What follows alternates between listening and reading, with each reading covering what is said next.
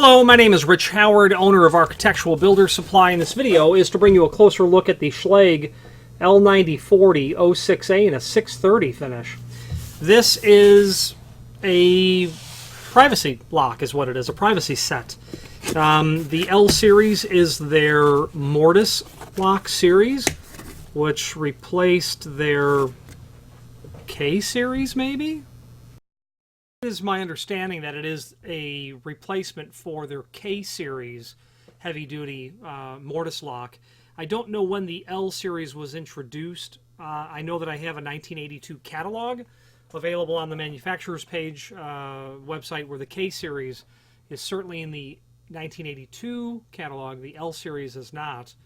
For sure, mid-late 80s, there must have been that transition, because I started in the industry in 1990, and it was L series, certainly. So I bet it happened mid-80s. It's just my guess. So this is the venerable L series. This is a 9040. That means it's a non-keyed function and a 40 function. And that 40 means privacy, whether you're talking about an A series, an F series, an S, an H, a C, a D, an ND, an L, AL, L. Don't think I've forgotten any series.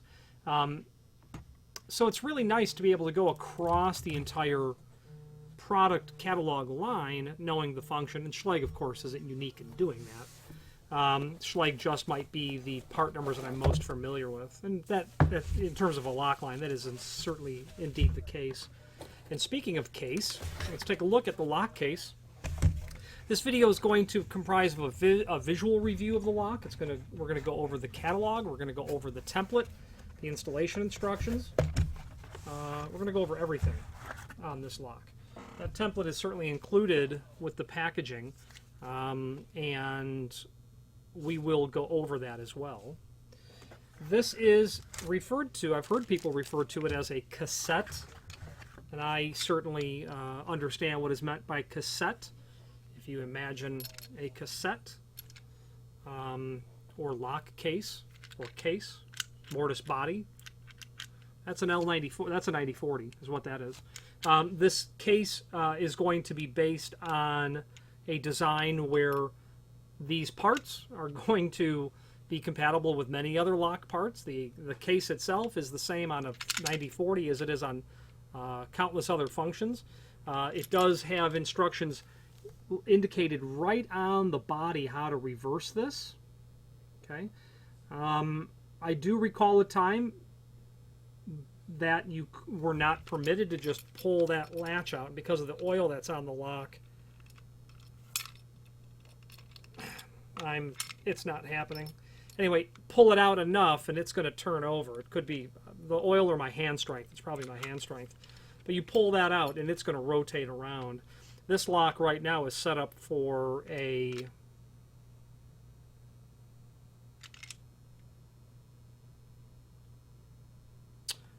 I don't know which function it's set up for. Let's take a look. The reason that it's set up, the latch bolt has to be oriented correctly, as does the operation of the hubs on either side. When you put this into the locked condition, you want the exterior to be rigid and the interior to be always free, regardless of how whether or not you set the lock into the locked position. So to change the handing, pull and rotate the latch bolt 180 degrees. Let's see if we can actually muster the strength to do that. Okay, so put the Don Gagne on this. If you know that name, then you are old. Classic wrestler, probably the 60s. Put the old Don Gagne on this, turn it around. So now we've got it set up for the opposite hand. Okay, there we go.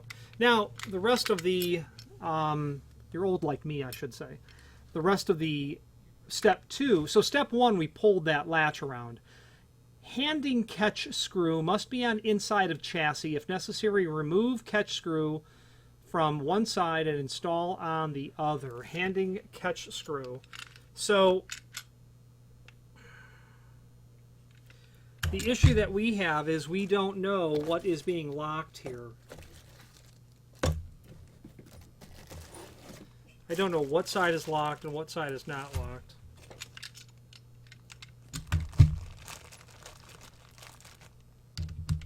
But we're going to know right now.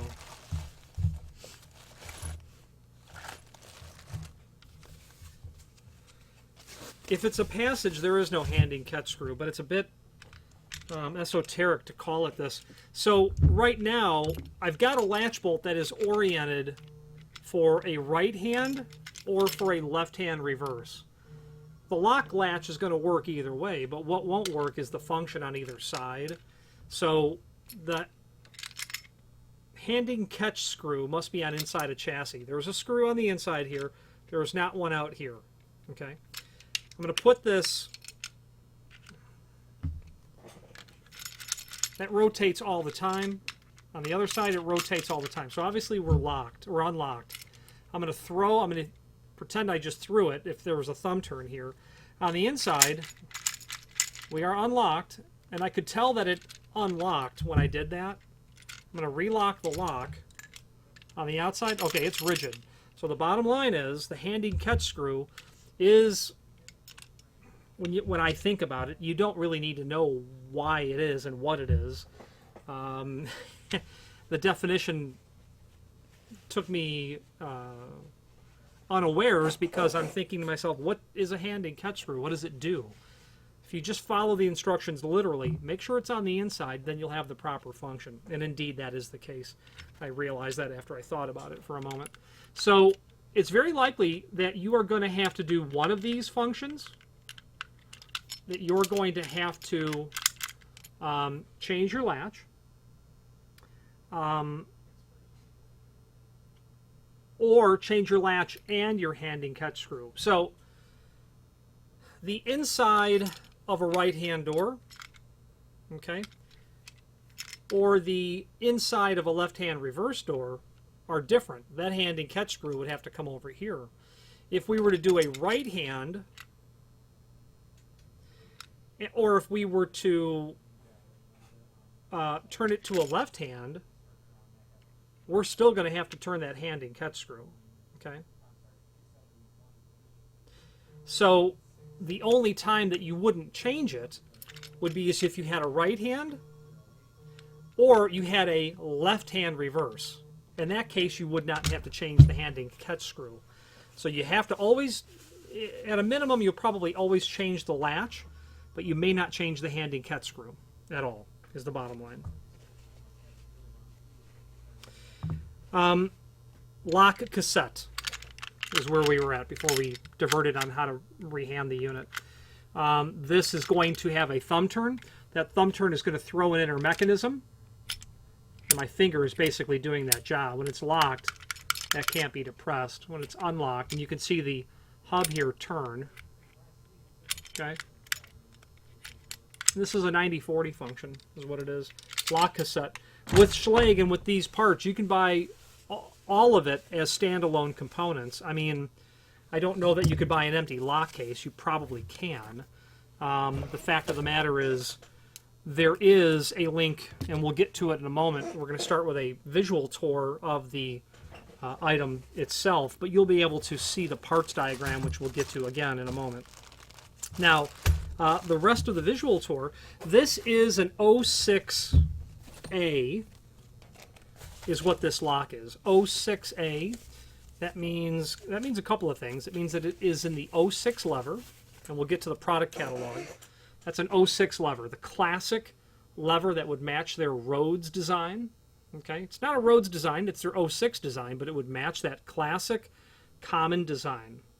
It's an A because the diameter of the rose is specific. This is what is called sectional trim, and the reason it's called sectional trim is because the trim, and you guessed it, is in two sections.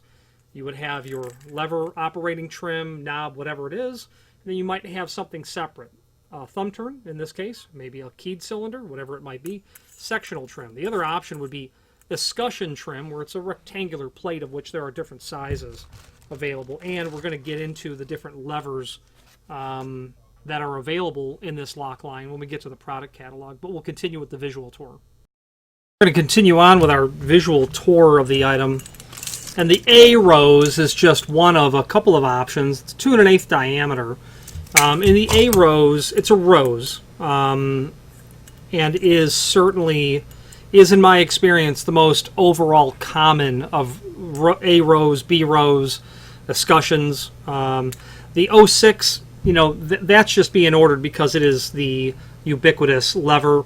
Schlage has gone from very early 1990s, when ADA compliance overnight went into effect. Literally, on whatever day it happened, it passed.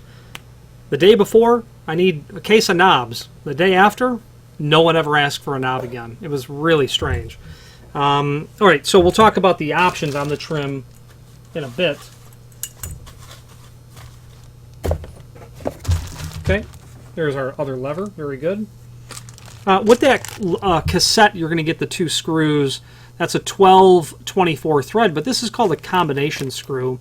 You'll be able to install that into either a wood door or a metal door. It will work superbly in either. This has a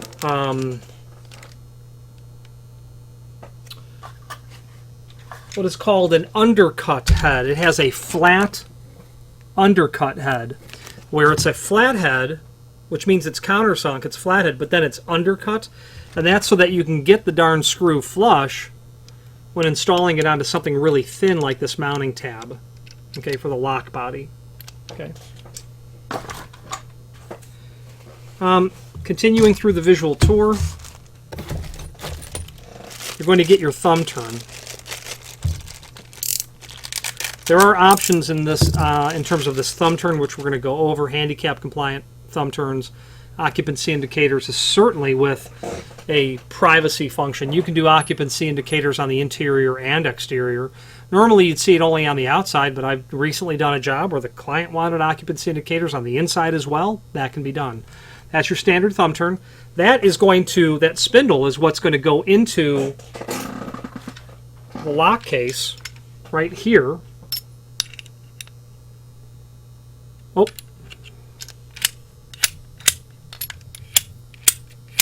Lock unlocked. That's how that's going to work. Okay. That thumb turn diameter, about 1 3/4 inches.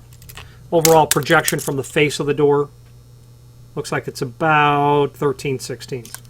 So the finish on this, I should have mentioned, this lock is in 630 finish, stainless steel. So everything we're looking at here is stainless steel. The exterior trim,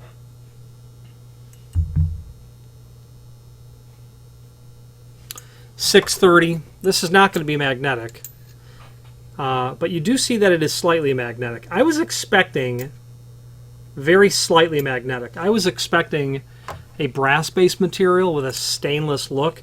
The fact that it is slightly magnetic confirms, at least to me, that it is stainless, because stainless picks up a residual amount of magnetism when it's been worked, machined. These are the 2 little screws for the thumb turn. Okay, a couple of, number 5 or 6 at the most. You're going to have your emergency release. That you'll be able, so there'll be a hole. Here's your emergency release cover. There'll be a hole through the door so that if someone needs to get in, you'll be able to pop that cover off and then insert that emergency key. Very typical, very common. It happens. I've witnessed it happen. You're going to get your inside rose. You'll notice that your interior lever did not have a rose. What makes one an interior and one an exterior? Well, the exterior doesn't present any sort of way to pull that rose off to get to the head of the screws. You can only get to removing the lock off the door from the interior. So that's why that rose is loose. Stainless steel. I can also tell by the hue of the finish, the reflection of stainless, that is indeed stainless steel. You're going to get your armor front. The armor front is the, some people will call it a scalp plate. I I've heard it called all kinds of things. Striker, cover plate naturally. The armor front is a 8-inch tall by 1.25 inch wide piece of metal that will be in a compatible base material and a compatible finish that when it all is said and done will give you a finished presentation there. The armor front bears the visual evidence of the listing. That's a labeled product, which means it's appropriate for use on fire-rated doors. Anything for a fire-rated door needs to be at least listed and possibly labeled. Ball bearing hinges don't have to have visual evidence to the inspector that they are permissible for use on fire-rated doors, but they do have to be listed.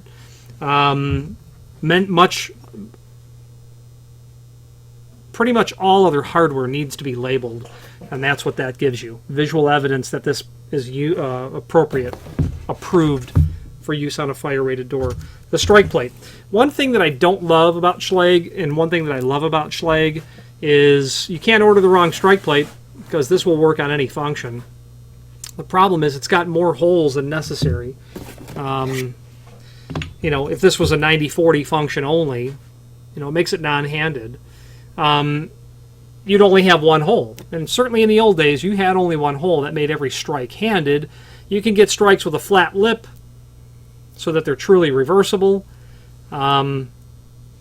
Convenience is, you know, being worked in conjunction with a certain compromise, I suppose. I would prefer if it was the proper strike, handed, the whole 9 yards. This will include a dust box. It's a plastic dust box. Dust boxes have historically been metal, but a dust box is important to have installed because it will prevent the encroachment of the particulate from the wall coming through your strike into your living space or into the space that you reside in. Be mindful to install that. If it's a hollow metal frame that is masonry type in origin, it will have a mortar guard, which will certainly act as a dust box. So you wouldn't install it in that case. In fact, you wouldn't even be able to fit it into the frame. A couple of additional screws will be for the strike, and then these little guys are your screws for the armor front. These are tiny 832 thread flat undercut, and these guys will hold the armor front onto the edge of the lock body, is what that's for. Okay, we've gone over the primary components of the lock. Let's put these away and then go to the secondary components of the lock, which are all of the piece parts, the locks, the springs, the whatnot. And we'll just touch on these parts briefly so that you have a working knowledge of what they are. So the first thing that I always do when I go to install a lock like this is I pull out the installation instructions and I make sure I have all the parts. I do that every single time because I don't want to spend a half an hour installing a lock to find that I'm missing a $2 part and now the entire lock has to be pulled off, the old lock has to be put back on. It's very rare for anything to not be included. However, standard practice is going to be check the parts. Make sure you have everything. So there is a link below this video to the parts drawing for this lock, and I'm going to lean on it to define these parts. Actually, what I'll do is lean on the installation instructions for that.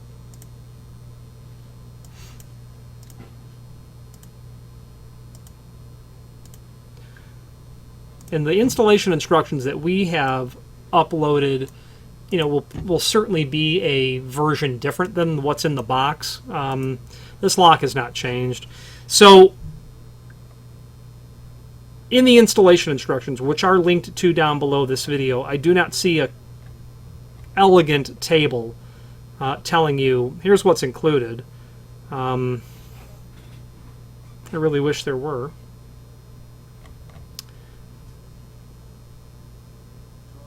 Okay, so you're going to have your spring cages. There'll be 2 of those. Those are part number... Now, they're being shown as part number 5, but underneath Bill of Material 7 or Bill of Material 8. So what a spring cage does is it's really important to have these. Without the spring cage, you can expect the lock to not work. It's just simply the bottom line. What's going to happen is And I had that. I'm, of course, doing that backwards. Forgive me. What the spring cage does is it permits the lever or knob to return to its normal position, its standard position. Spring cage, and literally a half an hour ago, I just took an order from a client for 3 spring cages because he called and said, my lever is not returning back horizontal. Okay, there's 2 reasons for that in my experience. Is it a new lock, yes or no? If it's a new lock, are the screws just simply too tight? Very common. No, the lock's about 10 years old. Really, the only thing that I've ever found that it could be is the spring cage. So inside of here is a coiled spring that when the trim is installed,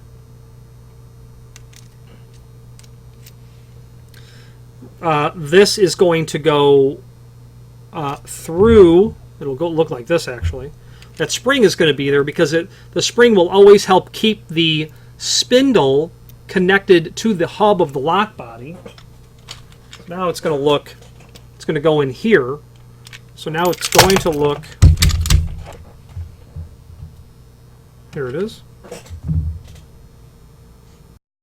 Just to show you what this looks like, we're going to be looking like,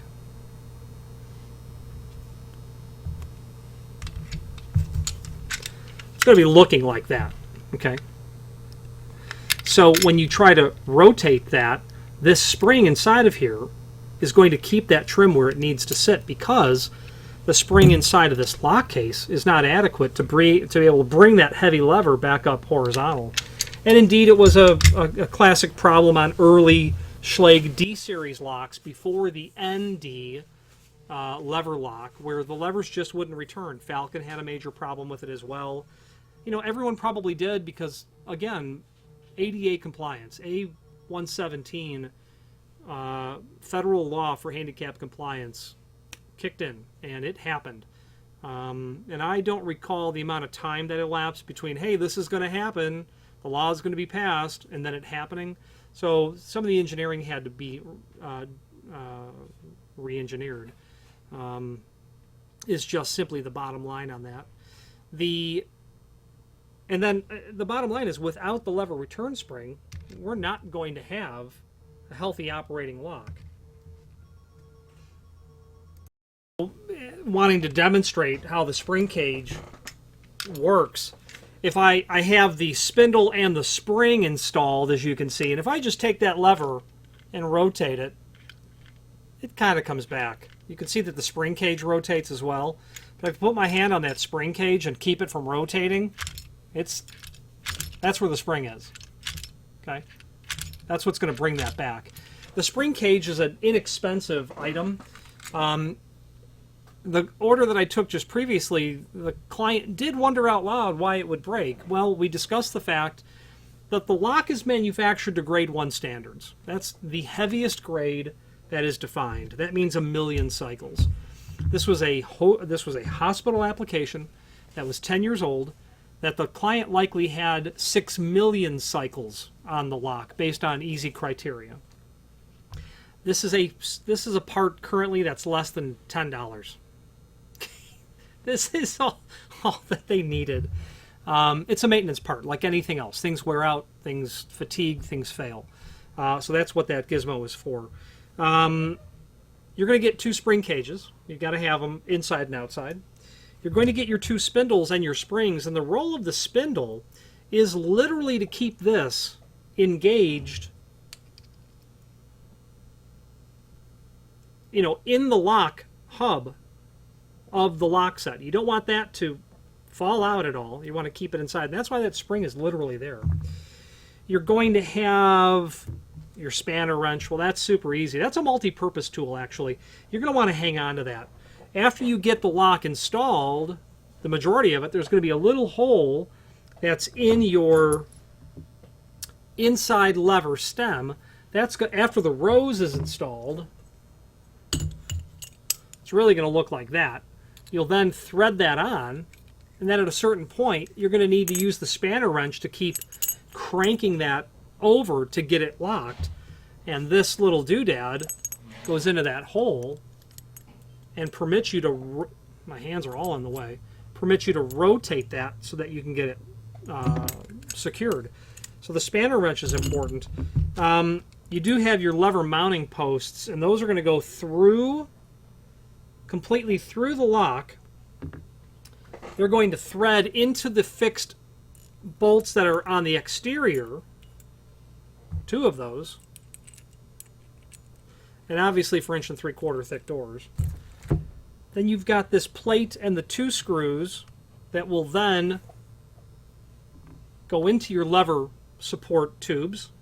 The problem is I don't remember the name of this, and we're going to look it up right now. Let me pause it while I find that document. So depending on the drawing that you're looking at, that is part number Y, or L283-031, inside lever mounting plate. And at that point, we have nothing left over to show you. That's all the parts that are in here, and I can tell you that this is indeed all of the parts. So at this point, we're going to put all the parts back. Now moving on to the product catalog, what you'll see immediately is that this catalog has really developed over time. They've incorporated a lot of wireless locks into it because, you know, access control is indeed everywhere.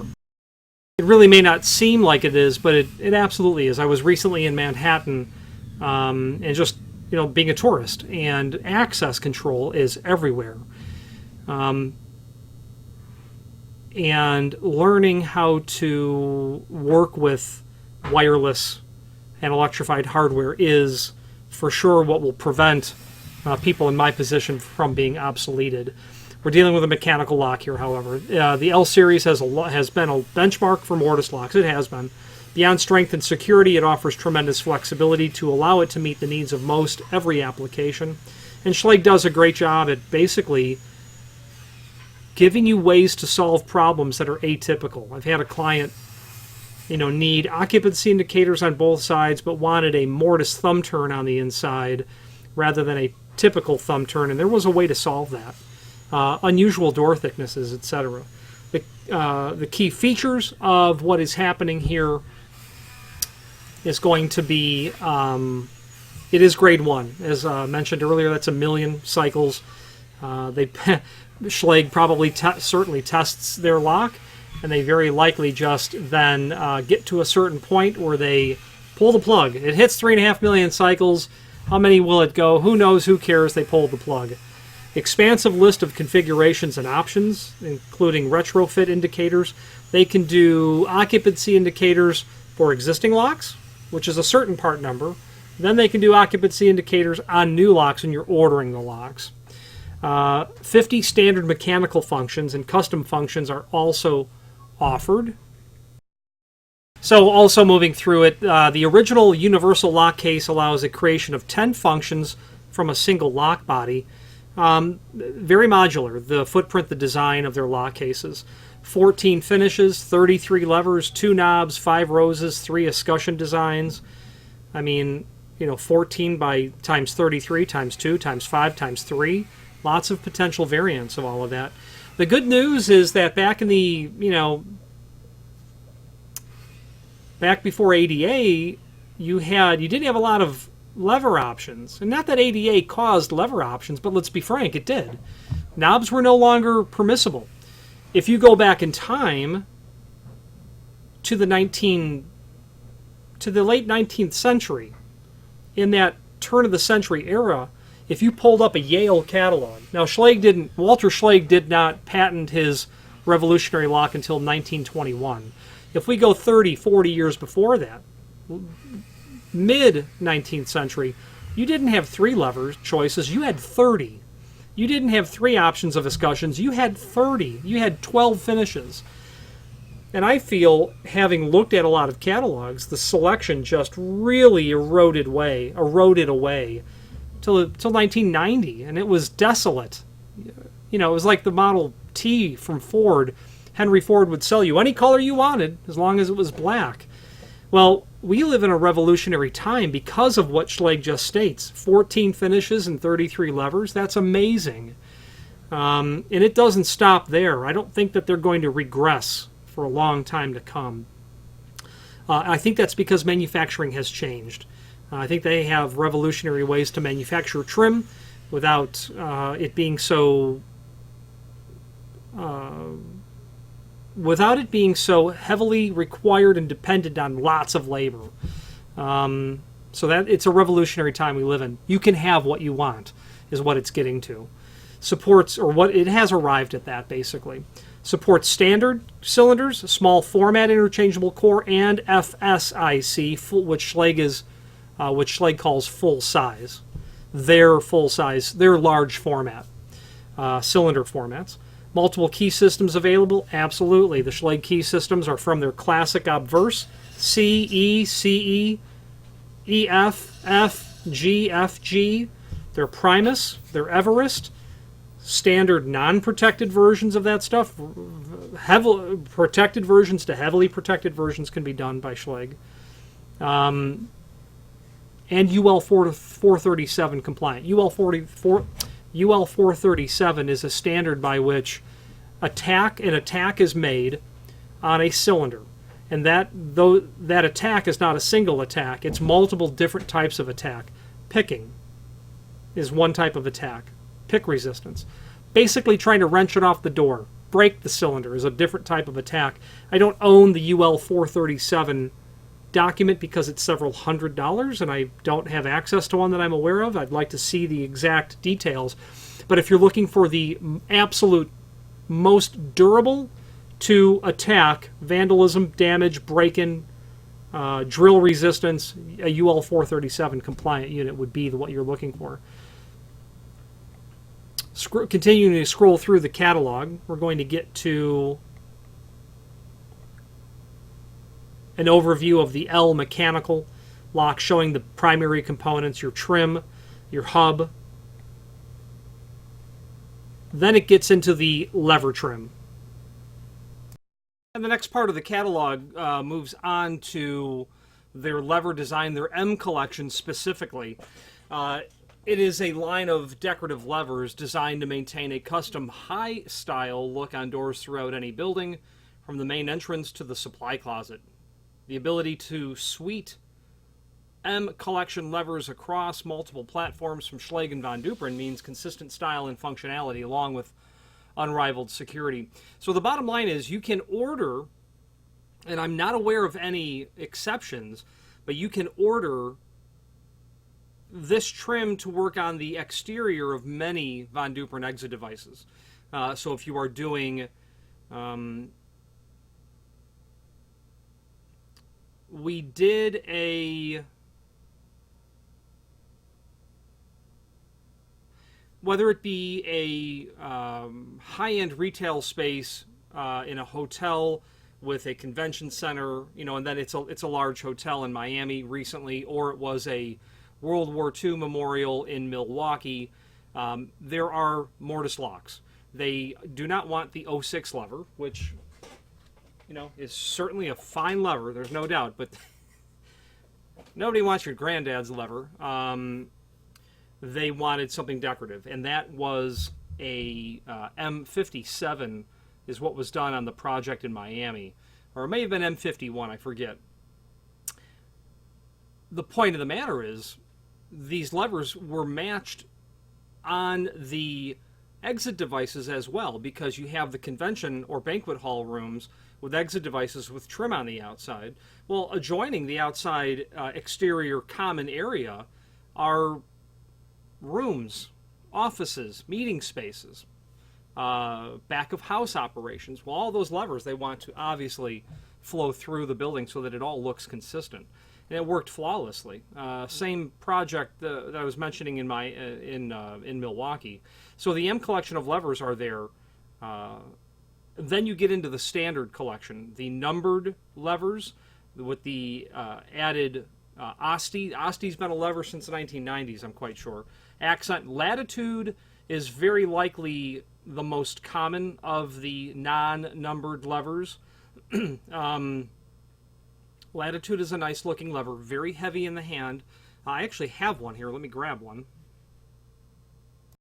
This is the latitude lever with a, this would be the exterior. This is an escutcheon for an exterior privacy, okay? Shown in the polished chrome finish. That's the latitude lever. It's all solid brass, very heavy, very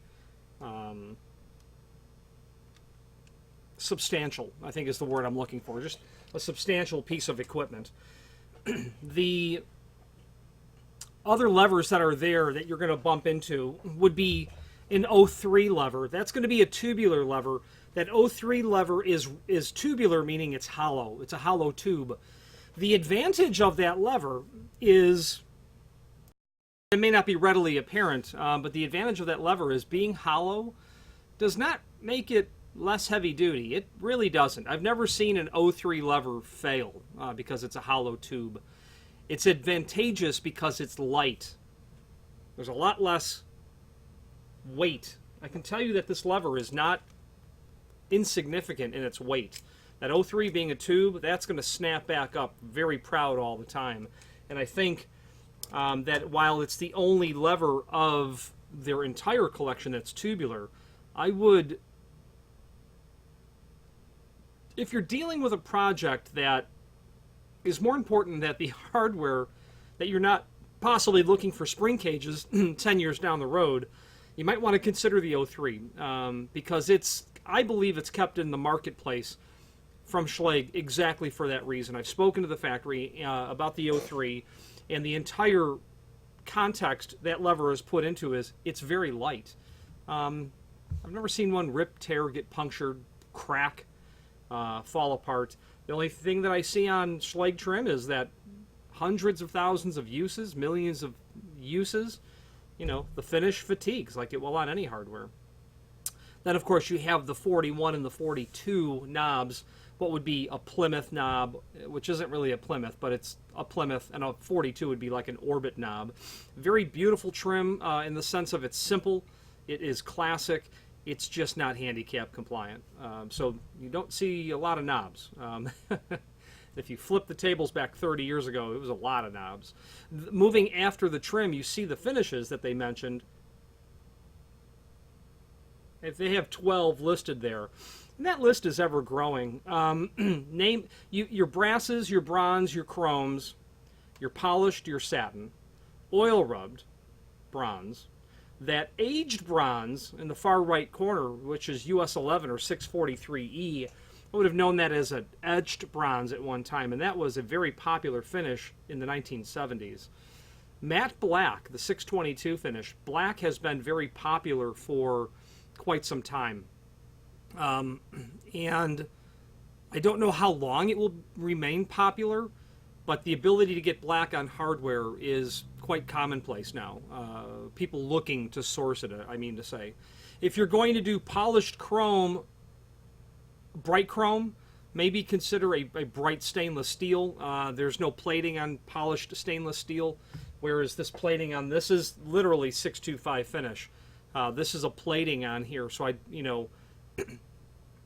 10 years down the road, what will this look like with people, rings in their fingers, keys in their hands, rotating this lever all the time?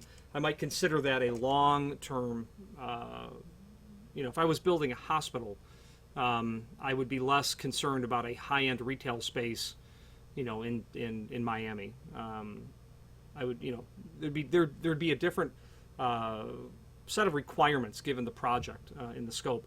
As we scroll through, we get to escutcheons and roses, and that's where you're going to see the A rose listed there. This trim, along with its other roses, but this escutcheon, as you can see, is 2.5 inch. Well, that of course is going to be your N. They say it's 2 9/16. The N escutcheon, the L escutcheon is more common in my experience in terms of escutcheons. It's narrower, it's a bit more petite. I would think that it's desirable because it's a departure from mortise locks from the 1970s that were always wider face on the escutcheons. You can do the L escutcheon there as well, the L concealed. What's nice and rare, I don't see it often, but what's nice about the L concealed is what's concealed about it? The face of the cylinder. The only thing that comes through is the cylinder plug, a cleaner type of look. I would certainly not necessarily discount that lever. It is a clean look. The cylinder is a specialized cylinder for that trim. where it is prepped, machined, and manufactured differently to account for just the cylinder plug coming through. Then you can see the 5 roses that are there. By far, the A rose is most common. The B rose is common as well when someone wants a larger rosette. And then there are those decorative roses. The C, the AVA, the maybe Avanti, and then the Murano, MER. I don't know that it is called Murano, but those Avanti and Murano came out of, and I'm not sure what C would have been, but came out of the Mediterranean line from the 1990s, and those abbreviations might be holdovers from that.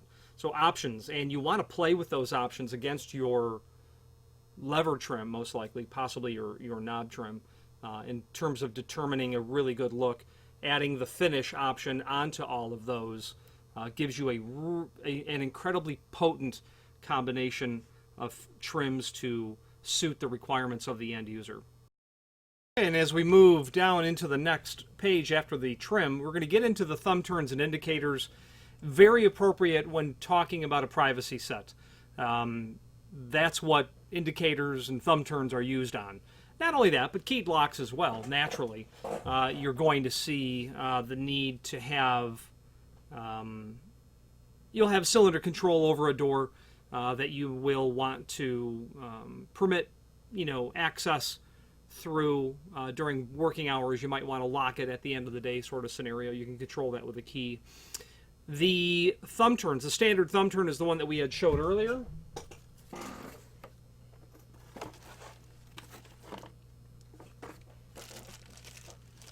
Indeed here, this is the 09-509 thumb turn. The only thing that, needs to be stated about this is that this is stainless steel, okay? The ADA thumb turn, when you add the L583 363 option to it, you get that elongated thumb turn, which brings it into compliance with the requirements for handicap accessibility. You can also do a coin turn on the exterior. So we've got the 2 thumb turns, standard and handicap compliant. You can do a coin turn when you're dealing with sectional trim or rose trim, non-escutcheon trim. That would permit you to, on the exterior, as an option to the emergency button, that little push-in cap that we had showed earlier,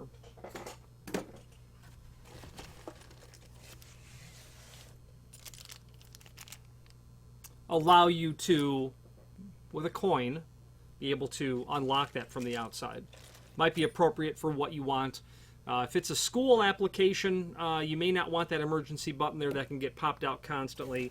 You don't then need a special key, emergency key, so to speak. You might opt for the coin turn. Ligature resistant turn on the inside is a... Ligature resistant is the term used to describe the design of hardware that is specifically intended to keep things from being hung on top of it. So ligature-resistant thumb turns are fairly uncommon. I don't recall having ever seen one, actually, but ligature-resistant design comes into very heavily when we're dealing with hinges and weather stripping, believe it or not.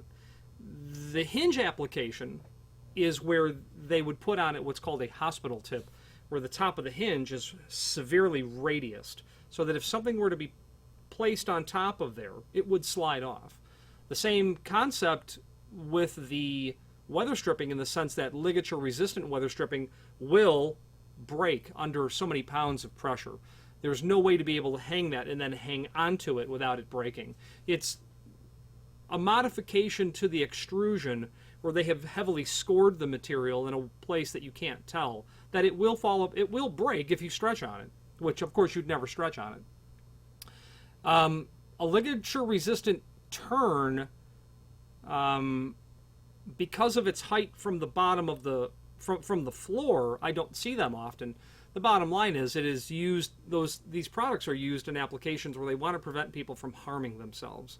So the height at which something is going to be ligature resistant and then installed on the door would certainly play into, in my opinion, the frequency that you would see it being sold. Then there's the cylinder turn, and we've done the cylinder turn in the past. The cylinder turn has been done in the past, frankly, when someone was doing a privacy function and drilled the hole on the wrong side. That's the bottom line. That's the last time I recall selling a thumb turn for a privacy, or a thumb turn for any function that takes a thumb turn. That is a Mortise cylinder thumb turn. And that's generally where I see those.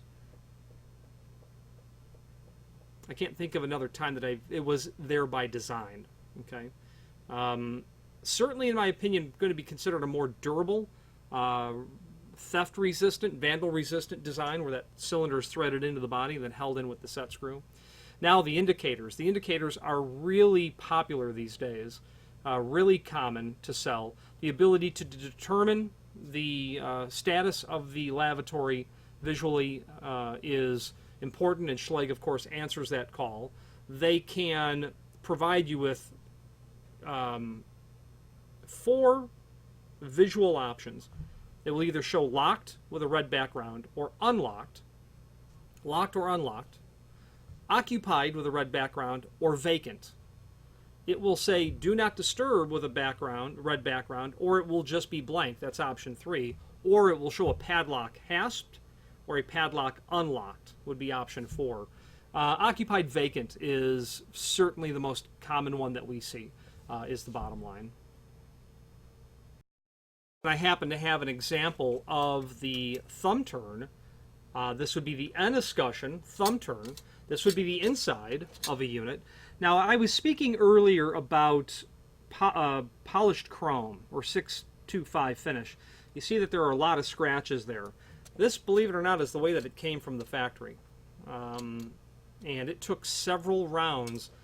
That box at the tip of my finger is full of damaged trim because it comes right out of the box and it is damaged. Polished chrome, it's dented as well. This is a result of how it was packaged when it left the factory. And then, of course, bounced, the 3,000 miles to get to me by the package carrier. Polished chrome is always a tough finish because it is so highly reflective and has no innate ability to mask any sort of defect in the finish. Clients have tried to order polished chrome kick plates for me, and the factory will not make them. They won't. It's polished stainless or it's nothing. Because they know that the finish is not going to be up to par. There will be micro scratches that the very process of finishing it must impart to the material itself. So this happens to be a polished chrome. Anyway, the point of the matter is this is occupied and vacant. This is the most common way that we see it. Now, this, interestingly enough, is on the inside. Okay, this is your escutcheon thumb turn on the inside. Okay, so if you want people to know what the door is doing on the interior, this would be an option. Then, and this would of course be the escutcheon. You can do sectional indicators, and again, sectional indicators is what we're dealing with here. You have a rose, one of the 5 options of roses, sectional. It's in sections. Same functionality is available there.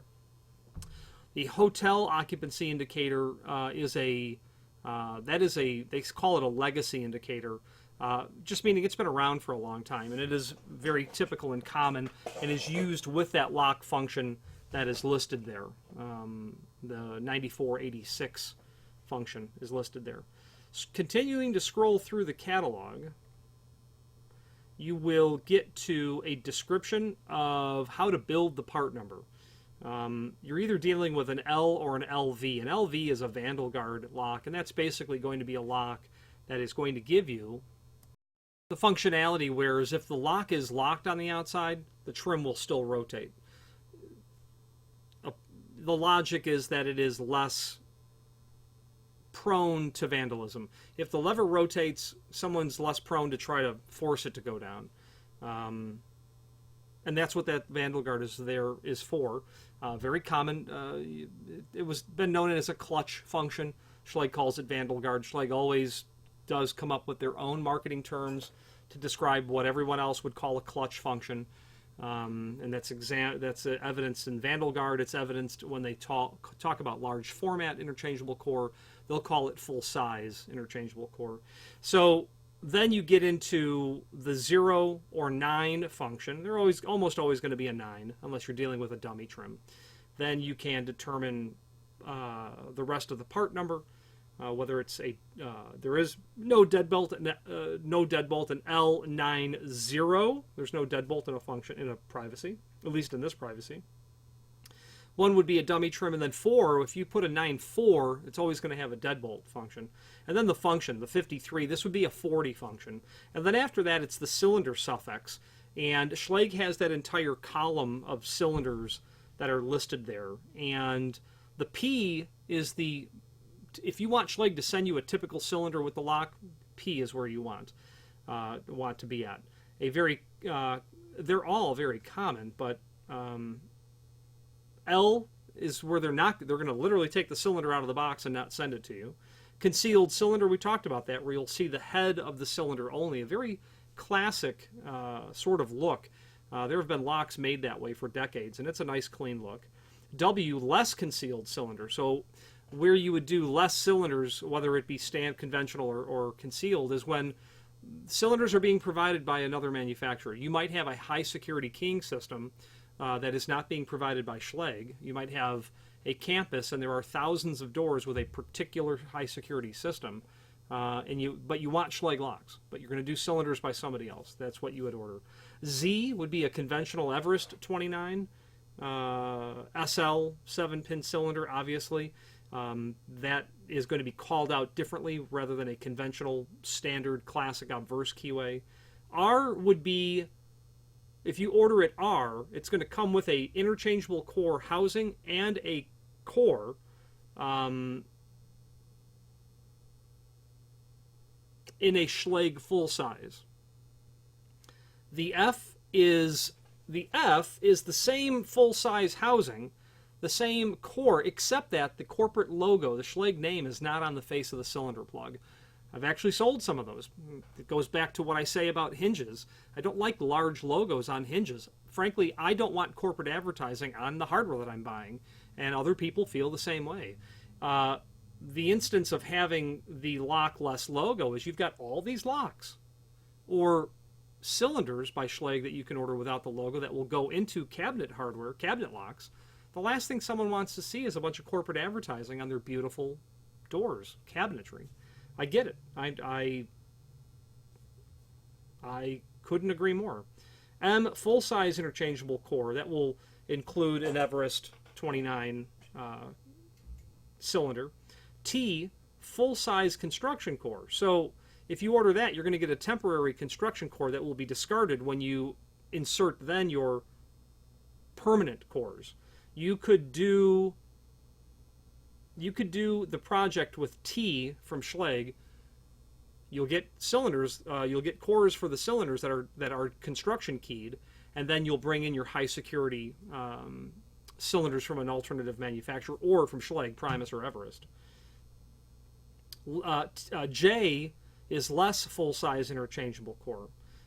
So J is going to give you the housing only for their full-size or large format. B is the small format, Best, Falcon, Arrow, and all of the clones of that. It will give you a housing only, less the core. G is small format, Everest 29. H, small format keyed brass construction core.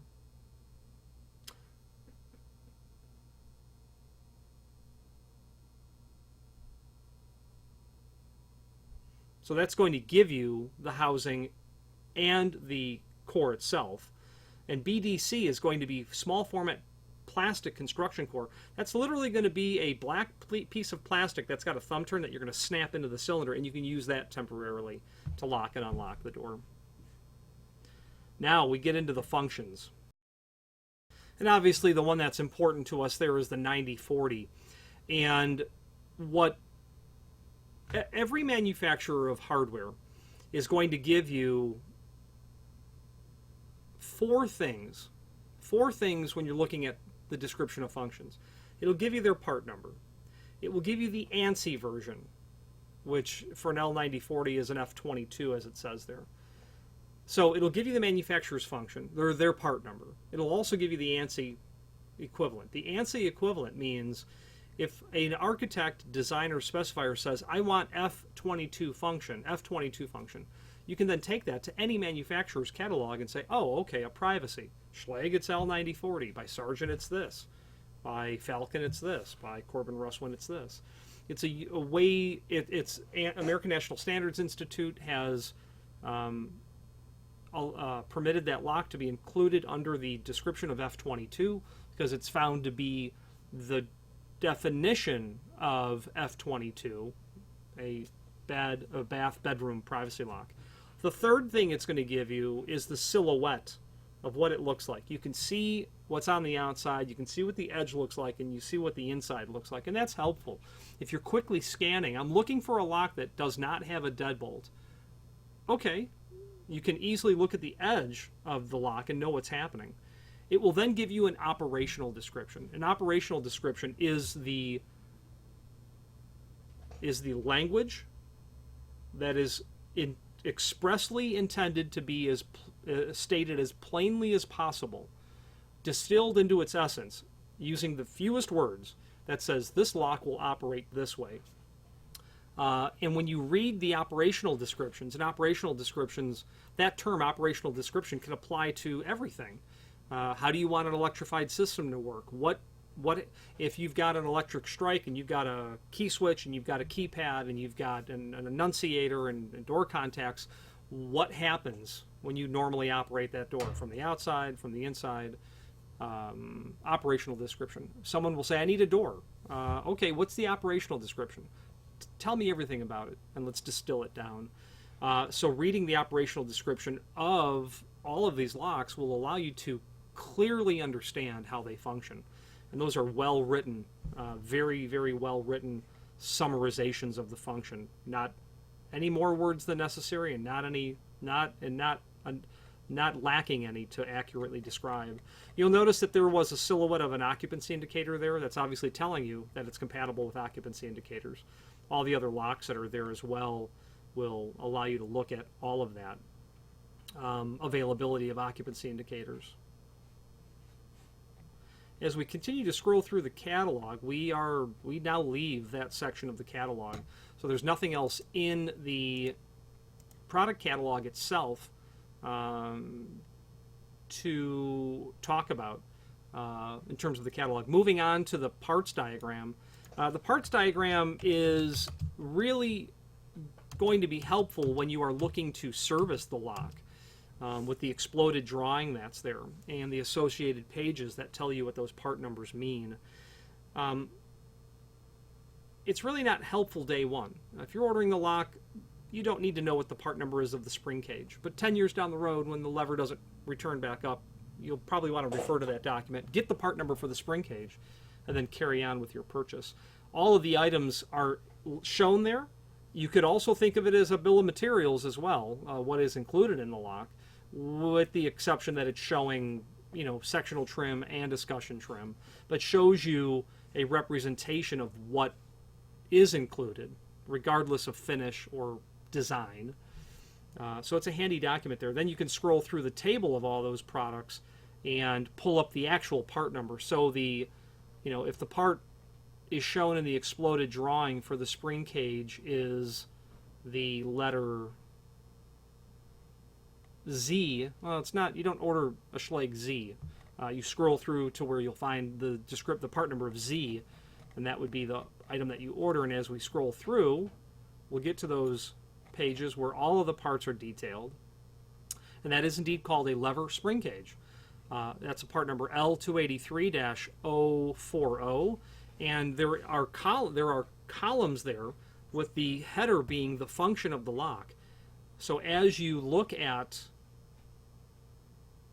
the L9040, the number 2 is in that cell. That tells you for every lock you need 2 spring cages, and that is, of course, indeed the case. Nothing else really there to mention in terms of the installation. Let's move on now to the template.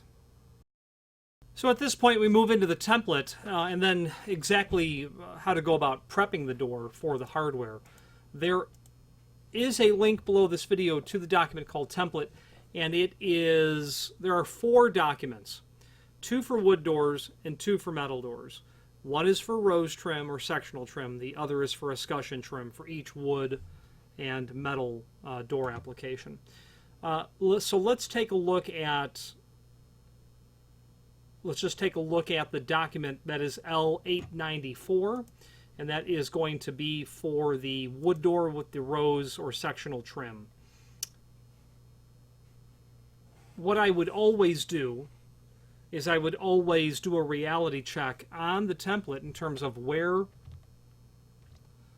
I need to provide holes for the lock to work against the lock that I have in front of me.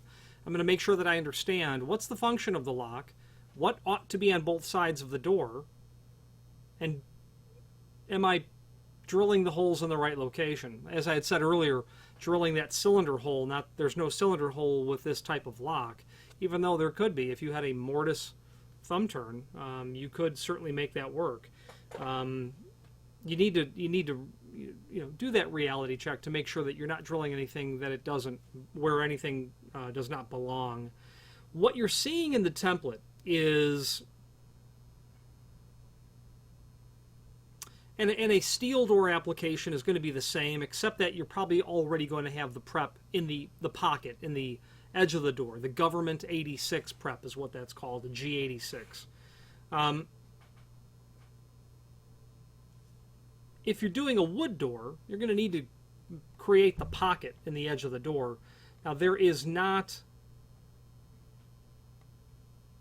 information on this template to provide the Mortise pocket itself. And by the time you're seeing this video, I will have had a 5th page added to that gives us lock case dimensions so that you can see exactly what the lock case looks like, and then from that you can derive what sort of preparation that you need to do. And in the you can see that the depth of the lock body is 4 7/16. We would generally prep the body 4.5 inch deep, something in that range. You want to be sure that you are not getting too close to any cutouts, because a lock preparation and a cutout for a window might be too close to be in compliance not only with the door manufacturer's requirement for minimum distance to keep the integrity of your warranty in place, but also for fire rating. They might be restricted as to the proximity of a cutout to a lock preparation, so be mindful of that. If it's a fire rated door, you're not prepping it in the field unless you are a licensed shop to do so. So back to the template, we can see that the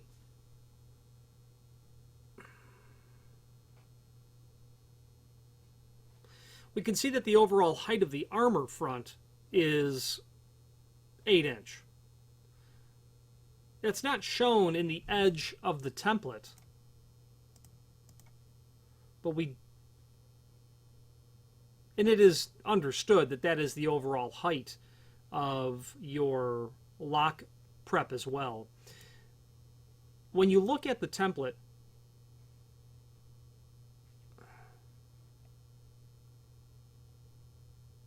yeah, they do say that your prep is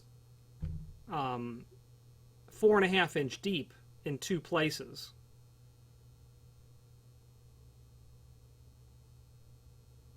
Yeah.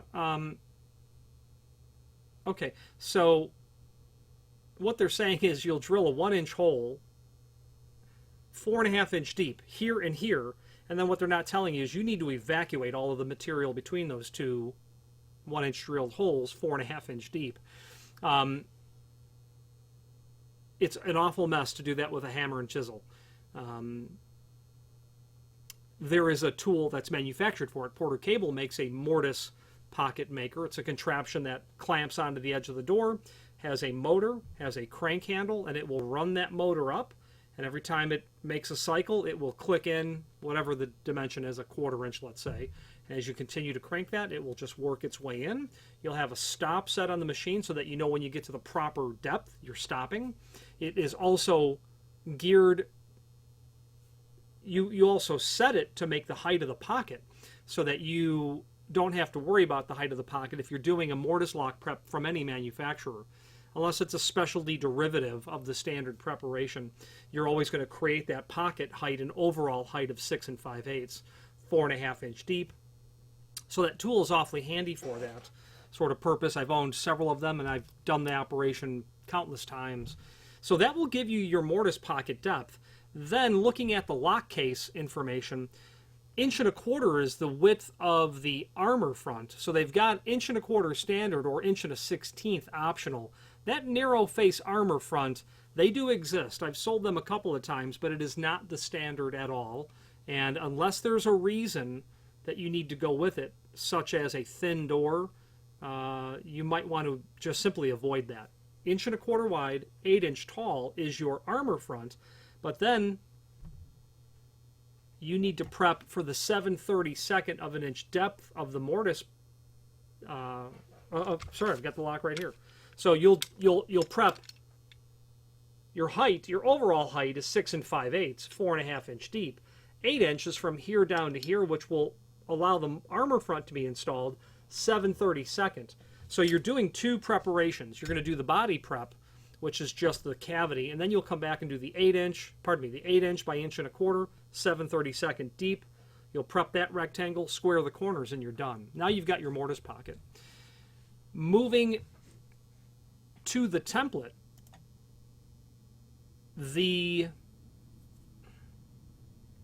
what needs to be tackled, the most difficult concept of this, is a mortise lock is different than a cylindrical lock, in that a cylindrical lock, whatever the center line of the lock and the center line of the strike, as you put those together, they need to be on the same center line. Okay? The center line of the strike and the center line of the lock body in a mortise lock are not on the same center line. It's 3/8 of an inch deeper on the door prep. Okay, so you have to relocate that center line, which really translates to 1/4 inch when you measure on from the top of the door to the center line, because your door is already lower by 1/8 of an inch, the margin from the underside of the header to the top of the door. So the easy translation is, if you're doing a 7-foot door, and I'm using Steelcraft or Kawani or Amweld in my example, and others probably. If the underside of the head to the center line of your 4 7/8 strike is 43 11/16, the top of the door to the center of the lock body, the center of the 8 inch, is 43 15/16, and that's 1/4 inch. That's because when I measure on the door, I'm 1/8 of an inch lower. If I stuck my tape measure to the underside of the header, down to the center of the door, which I wouldn't do, then it would be a 3/8 of an inch relocation. But it would still put me in the proper center line. So why do they adjust the center line of a lock body?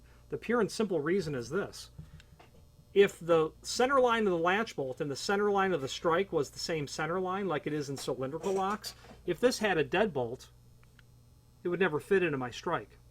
So when they lower that by 3/8, my latch will now fit into the strike, and it does permit room for a deadbolt to operate.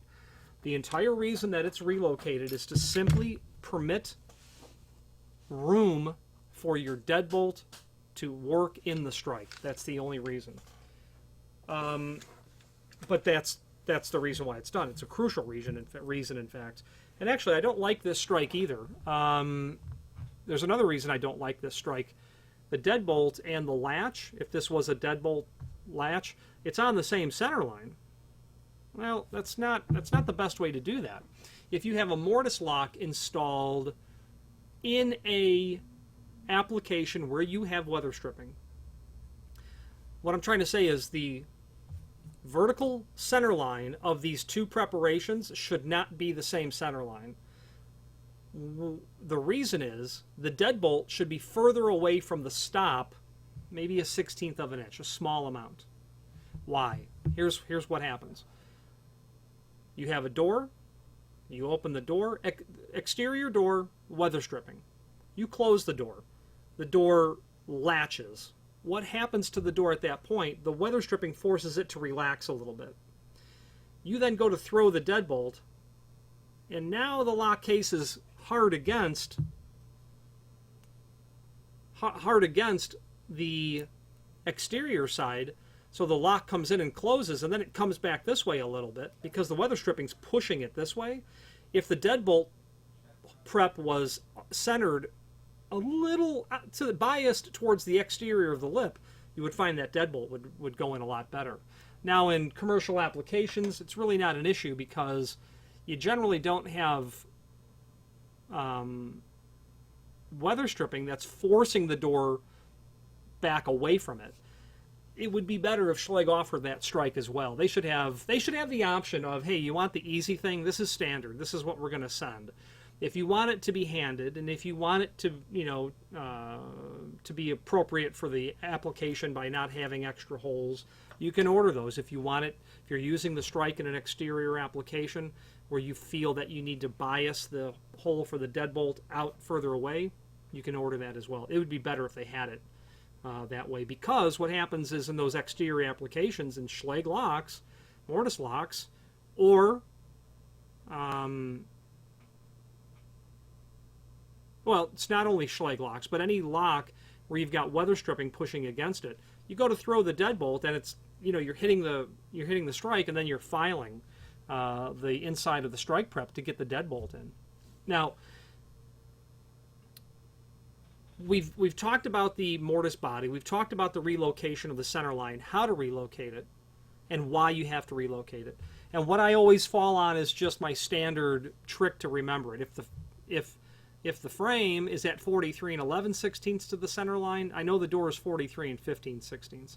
So you're measuring one on the frame, the other on the door. They're telling you a 3/8 relocation of the center line, but when you go from the frame to the door, you lose 1/8 of an inch because of the gap from the underside of the head to the top of the door. So maybe just reinforce the reason how you're remembering it and apply that logic moving forward. With that same logic, you don't care if the door is 12 foot tall, whatever the case is, or 6'8", it doesn't really matter. So now we get to the drilling of the function holes itself.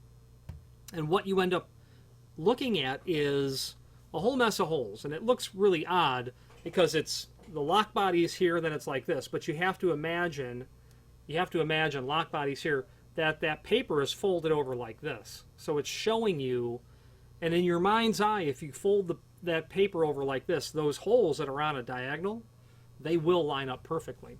So what I like to do is that reality check. First of all, why am I drilling that 5/8 diameter hole? What's that for? And in fact, it's on both sides.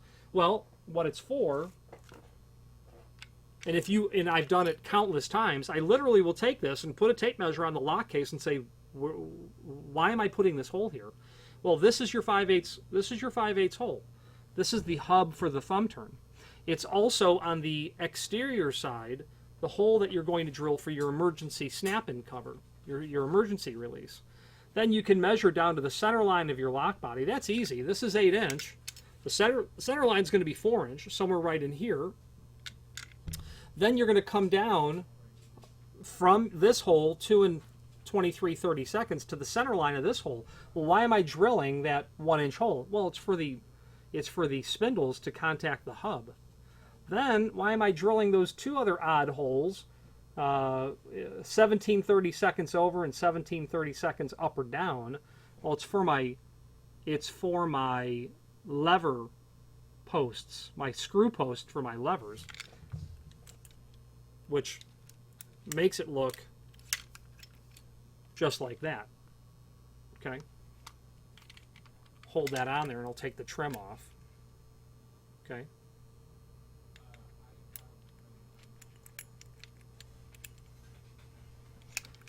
And the first time I encounter a new lock function, I will always review it. I'll understand what I'm drilling, because sending a door to the field with a hole where it doesn't belong is generally not something you can recover from with that same door. So now we understand we've got our emergency release hole, we've got our thumb turn hole. That goes literally through the door, because if you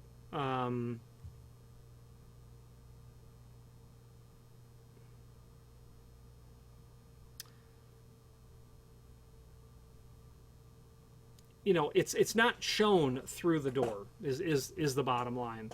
However, with that dimension of 2 and 23/32, you can look at the lock body and say to yourself, okay, that hole obviously has to be through the door for the thumb turn and emergency release. The spindle hole, the lever posts, obviously through the door, even though they don't say that it's through the door. It would be understood. Now, what I do is, this will include a paper, a full-size paper template, heavy cardstock template actually. And a lot of times what I'll do, if it's an accurate template and I've tested the dimensions against the physical hardware, I will lay that onto the door, and then I will confirm my holes, and then I'll center punch the holes I need to drill. I'll just take my center punch and bang, bang, bang, bang. Double check everything. Once I'm convinced that it works, I'll drill halfway through the door. I'll drill into the pocket, and that's only a small amount of material you're drilling through. It's 3/8 in fact. Then I'll do the other side. I don't drill through the door. That drill bit wobbles. You can't drill it. You can, I suppose. If you say you can, you can. I can't drill a hole perfectly straight through a door this way. I don't try because it's going to be off. So I will drill each face of the door independently, and in fact, manufacturers of doors, they do the sides independently of each other. They wouldn't drill through the doors, to my knowledge. They'll use CNC equipment. They'll put that door, run the function holes for that face, flip the door over, turn it around, then the CNC will prep the other holes in the opposite face based on the function that you're running. If you were to drill through the door, you're probably going to find that the holes are really not exactly where you want them to be. Filing, you know, making the lock work by tugging on it. I would drill the holes independently. I would, as the old axiom goes, measure twice and cut once. It could not apply more to the preparation of locks and hardware more. There are manufacturers who make pre-made templates for this material. I think those are a great idea. I think it's also a great idea that you make one yourself. The only template that I've ever bought was like the $10 Schlage or whomever template guide for running the through bolts for grade 1, grade 2 commercial lever locks. I have never made my own template for that because they're just so cheap. But if I'm going to be doing function holes, I'm going to create a template where I've got the ability to take a rectangular piece of wood, and I would generally, depending on how I want to proceed, how I'm going to mark my holes, I might, you know, use a standard tool, a center punch, and I might create my template so that I can fit my center punch into the hole accurately, whatever the case might be. I very might likely make a template with the holes large enough so that I could fit my router into it and create my preparation, because most holes are circular. Some preparations are rectangular. But you could make that prep and then square out the corners by hand if you need to. So depending on what tool I'm going to use is going to dictate how I create the template. The good thing about making the template is that you have it forever. The bad thing about making the template is it would take me a good hour to make one good template. But then I never make it again. You can also get fancy, and you can make the template the size where you can flush it to the bottom of the door so that you have a unique center, or a uniform center line. Now, that logic, of course, would be good only if you are using a uniform undercut. But the point I'm trying to make is create the physical size of the template so that it is quite conducive with exactly what you're working on. From the perspective of what you don't want to do is have to measure any more than necessary. Once you've taken measurements and you've verified them, you're done. So at the very minimum, create the edge of the template so it flushes to the edge of the door, giving you the back set. Be mindful. If you do that, what is the back set? The back set is a tricky definition in the sense that the definition of backset is the edge of the door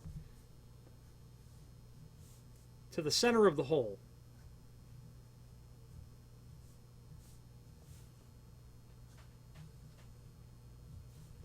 And I'm sketching something quickly here.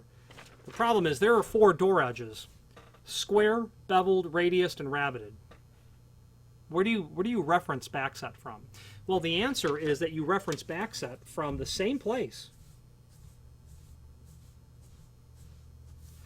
It's from the center of the thickness of the door. So it's always going to be right from the center of the thickness. You don't measure backset from the high side or the low side. You measure it right from the center of the thickness. That permits the backset to be uniform regardless of door thickness. That definition of backset is 1/8 of an inch for every 2 inches in door thickness. So if this door was 2 inch thick, the difference between here and here would be 1/8 of an inch. 1 3/4 doors, obviously it's going to be ever so slightly less. So be mindful that you need to think, if you're going to build your template, when I flip that template, if I have a beveled door and I flip it and put, or a rabbeted door, and I flip it and put it on the other side, what's my reference point? So your template has to be smart enough to account for that. You'll literally see templates that have indications of put it here for a square edge door, put it here for a beveled edge door. If you're on the outside, put it here. If you're on the inside, put it here. So you need to think about that, because backset, this is 2 3/4 is the answer. That is not referred to anywhere here at all. The lock case clearly indicates that. So you do need the lock case template. So be mindful when you're creating your own sort of template that where am I referencing from the edge of the door? Because you don't want those holes. You know, if you're drilling through the door and then you've used the high side for both back sets, your holes are going to be off. They're going to be off on both sides. It's just not fun trying to mitigate that sort of problem. As we look at the metal template, you know, templates are going to change based on the composition of what you're prepping. You can notice the difference between the metal and the wood template because the edge of the door is clearly different. When you get into escutcheon trim for the same function, you've got more holes to drill because that escutcheon trim bolts through itself, bolts through the door, right on top and below the lock cavity. Okay, so you've got more holes to drill, is why there's a different template. So those templates are good for row, sectional, or escutcheon type trim. That takes us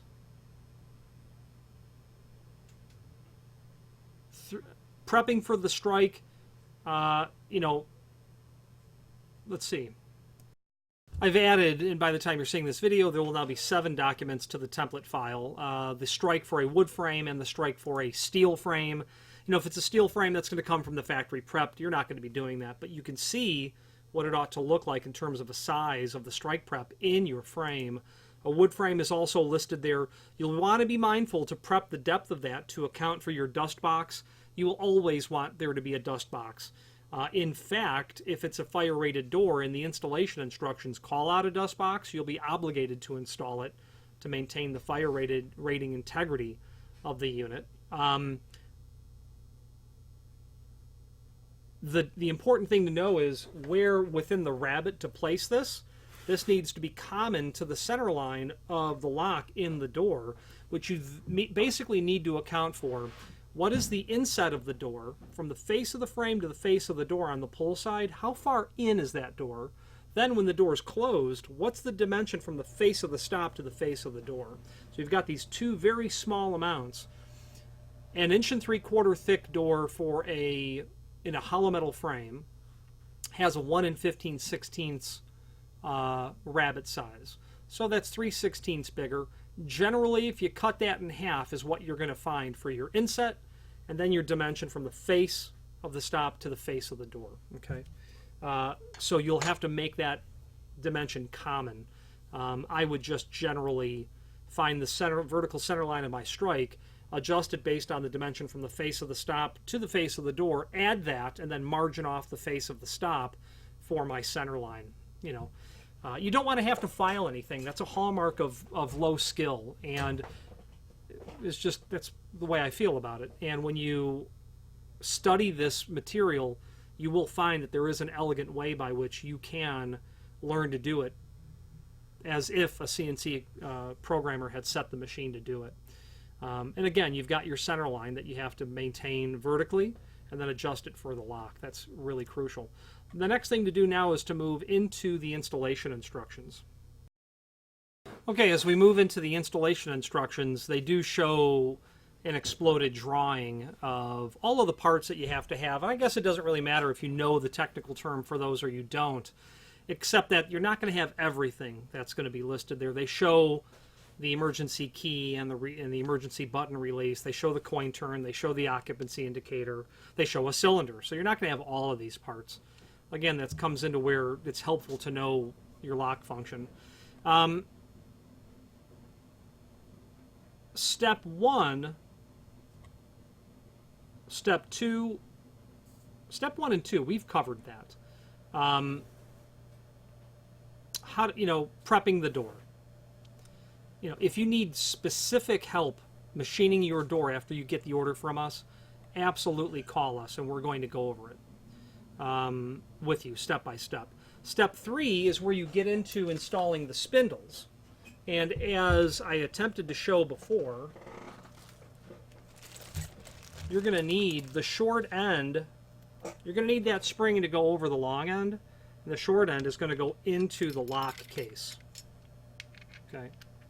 You're going to do that on both sides. That'll be the first. Well, you're going to do it on one side. I would work the exterior first. I wouldn't put it on the other side just yet. So you've got it on the exterior.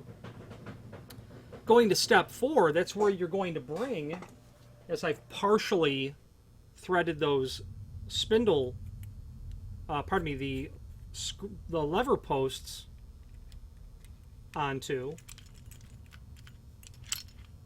Oh, no, we did forget something now, didn't we? Yes, we did. What we have forgotten was the spring cage. Okay, so that spring cage, and they're really showing the interior. Or no, they're not. They're showing the exterior. Forgive me.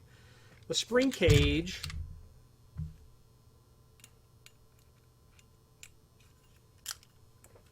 is going to go down like that. You're going to get your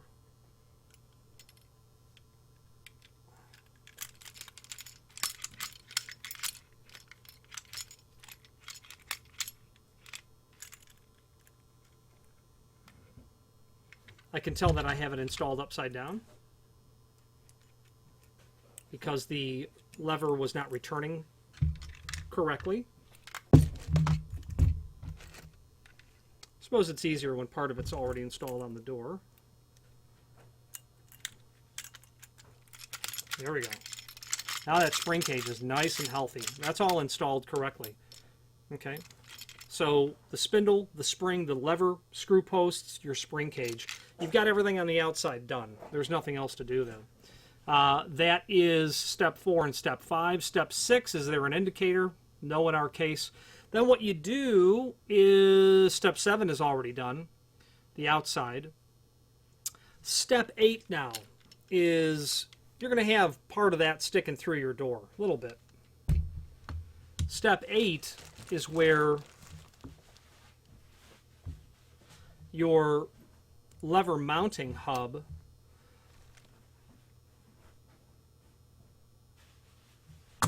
mounting plate is what they call it, is going to go on top of your spring cage. So it's going to look like that on the door. That spring cage is going to go down.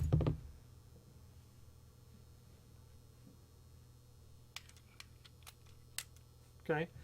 Your lever mounting plate, that's going to go over. Oh. Yep. Okay. Then, we've of course made a mistake. Forgive me. Your spindle with your spring goes down first.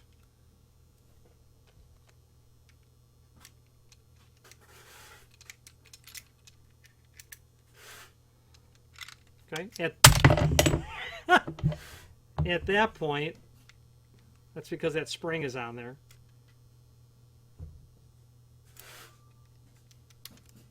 We're going to hold that on.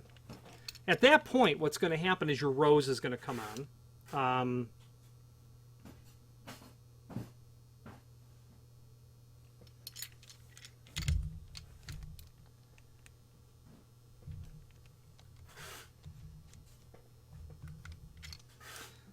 You're going to run your 2 screws to secure all of that together, is what's going to happen. There's 2 small machine screws. After that,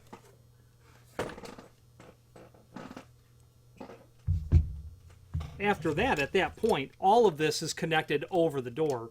The only thing missing here is the screw that would go here and down here. Okay? The rose will come on. A very clean installation. Then you're going to thread with this spanner collar. Oh, your lever. And I obviously should be doing it this way. And that's going to go connect into your spindle.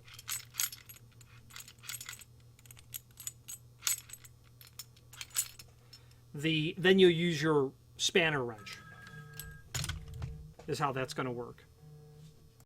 Then again, you're going to know, if you've got the spring cage, and there are directional arrows on the front of it, but that lever always needs to pop right back up. Okay? If it doesn't snap back up, flip the lever return spring over. I did put the outside one on. Oh, incorrectly, by the way. Luckily, there's carpet everywhere. It only happened because we didn't have the 2 screws installed on the inside to hold the unit together.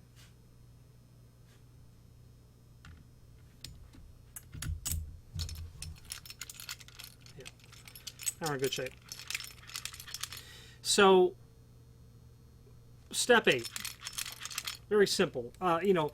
That's really a hallmark of Schlage locks, is that they are easy to install. If any lock manufacturer you can kind of work, if you can get pretty close without the installation instructions, it would be Schlage locks. Step 8, step 9, we've done that. Spanner wrench, tighten up your interior spanner wrench collar. Okay? Tighten that to the point where it still works correctly. If your lever doesn't snap, if it goes down and stays down, if it doesn't snap back up, loosen the parts a little bit. Don't over tighten it. Don't use a power tool. Use a hand tools only. Attach your inside thumb turn. They clearly indicate that the screws are vertical. There's no hard and fast rule over that. I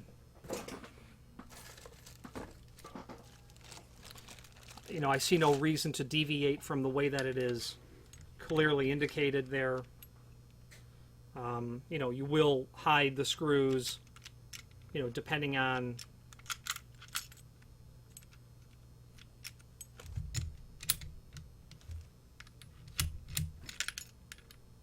the orientation of the thumb turn. You can conceal them when it's vertical. You can turn it sideways. Vertical is how they're done. The last thing that you would really do is snap in your decorative cap into that other 5/8 hole that's been drilled on the outside for access for your emergency key should you need to unlock it from the exterior. Step 11 shows a cylinder. We don't have one. 14 shows the emergency button cap being installed into the door. A coin turn in step 15 should you need. Step 16, finally, the armor front. And you do get those 2 very small screws. Those armor front screws, you'll attach that in the door. You'll attach your strike plate. A couple of screws for the strike. 16, 17, and 18, we discussed rehanding the lock. That we demonstrated much earlier in the video. If there is a Mortise cylinder thumb turn and you need to reorient the direction in which that turns to lock and unlock, that's covered at the bottom of step 17. That does complete a review of this lock in its entirety. in closing, I would say to you that, you know, there's nothing I can say to probably resolve your opinion of Schlage lock. My opinion is that there are really good lock manufacturers out there. There are really good ones. Many of them are not as good as Schlage. I might be tempted to say I like one or two at least as much. What you get with Schlage is an all-around, very good package of options, quality, factory capability, and obviously the brand recognition of a name that's been around for 100 years. Walter Schlage was the son of either a lockmaker or an engineer, or he was a mechanic, a highly mechanical person, his father was, and the son was at least as inclined mechanically, who after he got out of his day job, which was something that was related to metalworking, I recall, but must have starved him for intellectual challenges, would go home at night and in his basement literally work on inventing locks. And then sure enough, in 1921, he had patented a construction of lock that we all use, very likely all of us use every single day. An interesting search would be Google patents, Walter Schlage, and you will see a lot of stuff. The history of Schlage was very based in San Francisco, where they had a shop that grew substantial amounts of growth, which did lead Walter Schlage to needing to bring in a business partner because he was a lockmaker and not necessarily someone who had expertise in financing, is the way that I read or understood that. Schlage purchased LCN at some point mid-century. I have a very old, you know what, let me grab it, I'll show it to you. I said at some point Schlage purchased the LCN company, and this is the stamp on the outside of it is 1958. This door closer body that's there, okay, or the door closer. And continuing to develop locks, continuing to be at the forefront of the development of locks.